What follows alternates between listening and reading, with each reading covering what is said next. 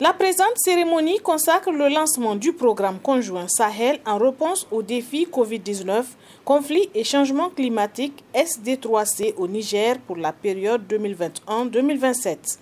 Ce projet, financé par le Fonds international pour le développement de l'agriculture FIDA et ses partenaires, vise à préserver les moyens d'existence des populations pour bâtir des communautés résilientes. Ce projet vise également à consolider les moyens de subsistance des producteurs, en particulier les femmes et les jeunes vivant dans les zones transfrontalières des régions de Tillabéri et d'Ifa. Grâce à ce programme, Initiative Résilience et la collaboration entre les agences RBA, nous avons pu atteindre les résultats ci-après.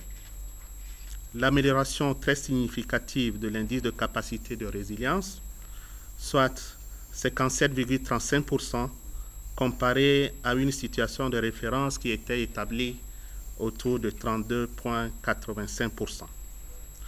Une augmentation du rendement de la production agricole de plus de 80% chez les ménages assistés. Plus de 80% d'adoption des techniques agricoles grâce aux champs écoles paysans. La réduction de 72% des départs des travailleurs valides en exode.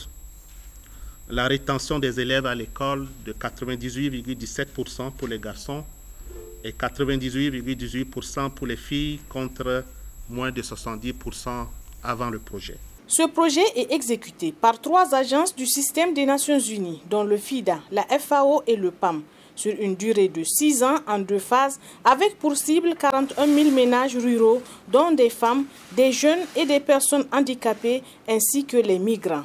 Partenaire principal du programme, le représentant du FIDA revient sur les objectifs du programme.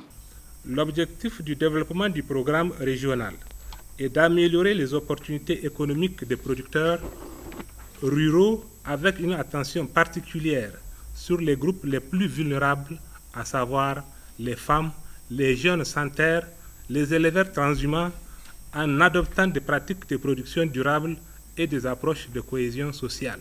Il ne serait pas de trop de rappeler également que le FIDA accorde un prix essentiel particulier au point suivant, contenu dans les documents du projet.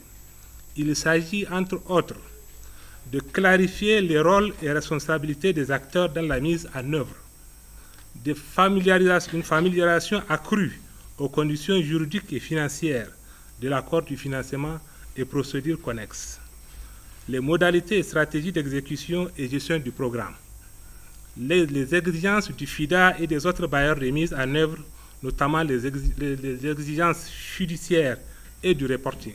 En procédant au lancement officiel du projet, le secrétaire général adjoint du ministère de l'Agriculture est revenu sur l'importance du programme pour les populations du Sahel en général et celles du Niger en particulier. Vous conviendrez avec moi, dans le contexte actuel des pays du Sahel en général et notre pays en particulier, est très pertinent pour renforcer et bénéficier les actions militaires en cours afin de vaincre définitivement les groupes qui perturbent le sommeil de nos vaillantes populations et inscrire nos interventions dans ces zones dans une dynamique structurante d'appui au développement socio-économique et à la promotion humaine. En prenant l'initiative de saisir le FIDA pour mettre en place un programme conjoint Sahel, en réponse à ces défis, le secrétariat du G5 Sahel et les gouvernements des pays du G5, plus le Sénégal, ont tapé à la bonne porte.